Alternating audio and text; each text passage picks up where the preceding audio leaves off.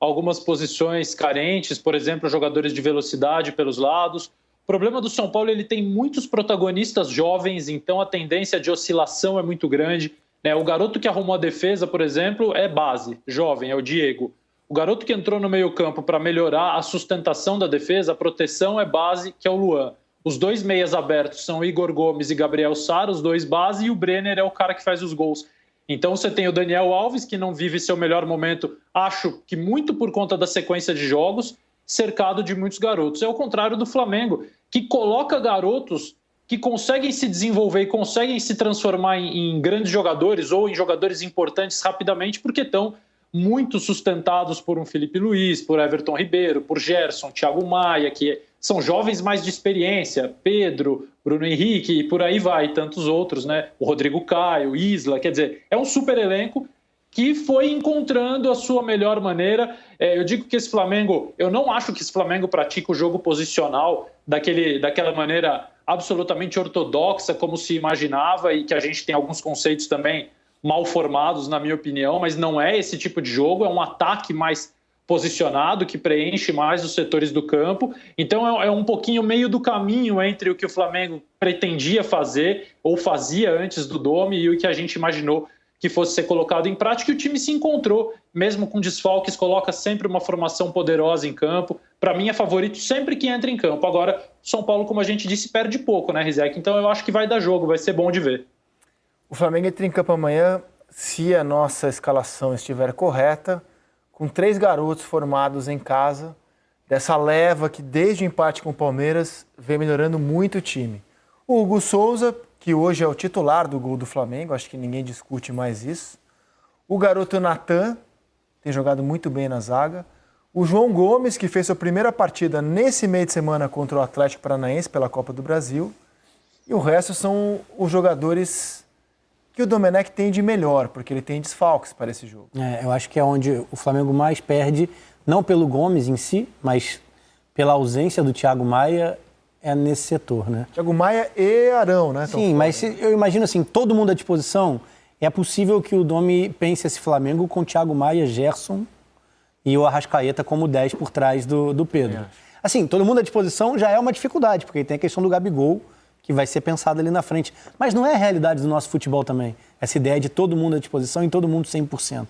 Então, ainda mais o Domi, que é adepto declarado do rodízio e de tentar deixar os jogadores o mais homogêneo possível, né? Então, eu acho que é um caminho interessante, ele tem conseguido dar esses minutos a atletas que não imaginariam jogar tanto na temporada, e eles têm dado boa resposta, que é o que o Losetti fala, né? É um elenco muito poderoso, montado com contratações lá em janeiro, pensando numa temporada dita normal, e ainda colocando à prova e tendo resposta de jogadores que a gente nem imaginaria que estariam em campo em 2020. O Natan atropela a fila, o Hugo atropela a fila. São caras hoje afirmados no futebol profissional. E que se não fosse o ano de exceção, se o Flamengo não tivesse passado pelo surto, dificilmente estariam vivenciando o que passam hoje como uma escalação. Até porque você tem no seu elenco os jogadores que você tem o Diego Alves, você não vai testar um garoto, né? Sim. Você tem Rodrigo Caio, Gustavo Henrique, Léo Pereira pelo currículo, dificilmente você vai lá para os seus zagueiros sub-20, você vai insistir com eles, né? Você tem Thiago Maia, você tem Arão, por que você vai trazer o João Gomes? Agora ele tem que fazer isso e os garotos melhoraram o elenco do Flamengo e melhoraram o time do Flamengo. Mas vocês não acham que na questão do rodízio o Domenech está trabalhando diferente do que ele já trabalhou? Por exemplo, a minha impressão, hoje ele já identificou os jogadores que não podem sair nunca do grande jogo. Gerson, Everton Ribeiro, estão sempre lá no grande jogo. Tudo bem, de vez em quando ele altera o posicionamento do Gerson. Mas o Pedro, o Gerson e o Everton Ribeiro, por exemplo, ele não saca do grande jogo. Estão sempre lá. Mas eu acho que ele faz isso por não ter jogadores com a mesma característica para desempenhar a mesma função. E qualidade. Mas não, se ele tivesse a característica, eu acho que, por exemplo, quando o Gerson está desgastado e o Diego está à disposição, ele usa o Diego como terceiro jogador no meio.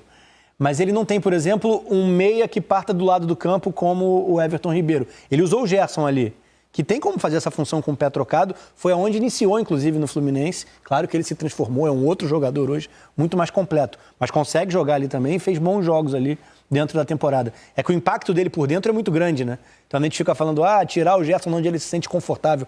Eu acho que ele se sente confortável em qualquer lugar, porque é impressionante como ele entrega uma regularidade nesse time. E a questão do Pedro com o Gabigol. A distância para o Lincoln é muito grande, né? E o Lincoln tem sido utilizado, inclusive em alguns jogos partindo do lado. Sim. Mas se fosse o Gabigol... Sim, mas se fosse o Gabigol inteiro no grupo, eu acho que isso também estaria vendo uma mudança maior entre eles, mesmo com uma fase esplendorosa do Pedro. Então acho que passa um pouco por isso. O elenco é muito forte, mas você tem essas referências no time. E sempre que possível, é claro que tem um momento de descanso, mas sempre que possível e nos jogos com um peso maior, eles vão entrar em campo. Cara, assim, recentemente, se a gente for puxar de memória, não lembro qual foi o último elenco comparável a esse do Flamengo no futebol brasileiro. Vou ter que voltar há muitos anos para pensar num elenco... Não sei se nessa realidade atual de futebol, assim, última década, 15, 20 anos, a gente já teve algo parecido. Acho que não. Tô lá pensando O Cruzeiro campeão, lá no início dos pontos corridos com o Lucha, era um elenco bem luxuoso, assim, era um elenco que tinha... Não chegava nesse Não, exatamente. É só para falar assim, a quantidade de opções. A gente tinha um Aristizábal, por exemplo, que transitava ali, o Alex Alves, né, o boiadeiro que transitava por ali também, enfim.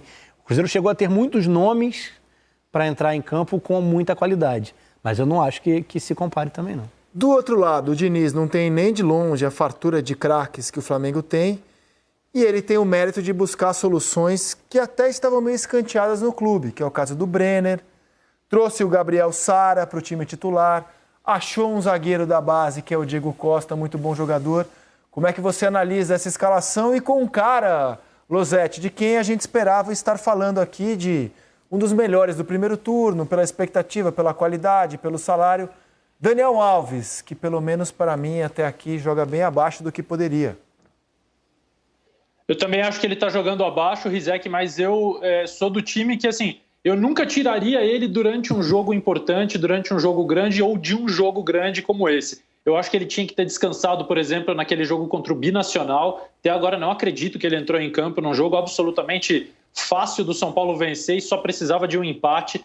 Ele precisa ser preservado. Mas ele quer jogar todas. Meu amigo, mas que por enquanto você não é o técnico, né? Ou não deve ser o técnico. Então, eu acho que o Daniel, quando ele sai, ele piora muito o time, porque o São Paulo é um time baseado em jogo curto, jogo de apoio, jogo de evolução como um bloco, desde uma área, desde a sua própria área até a outra. E o Daniel é sempre a principal opção, sustentação para qualquer jogador que tenha a bola. Ele sabe oferecer a linha do passe, ele sabe se posicionar para receber e se apresenta sempre. A questão é que quando ele recebe a bola, ele não está conseguindo fazer o que a gente chama de box-to-box, porque ele está pouco intenso. Ele tem 37 anos e está jogando todos os jogos do São Paulo, quase todos, sem ser substituído. A escalação a gente sabe de cor qual é, a única questão é a lateral direita, né? A gente está lendo no GC, o Igor Vinícius, que é o titular, viaja, mas está se recuperando ainda, não está 100%, então o Tietê deve ser mantido. Eu vejo um time que o que as pessoas mais reclamam nesse São Paulo, que é a tal saída de bola curta, para mim é o que o São Paulo faz de melhor,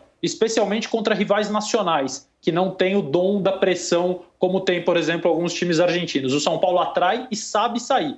O problema é quando se posta no campo de ataque, e aí eu acho que falta um pouco de profundidade pelos lados, acho que falta um pouquinho de velocidade na circulação da bola. Sair, o São Paulo sai bem, e aí depois ele esbarra nas limitações de elenco que tem. O Internacional já liderou por 8 rodadas do campeonato, o Atlético por 6.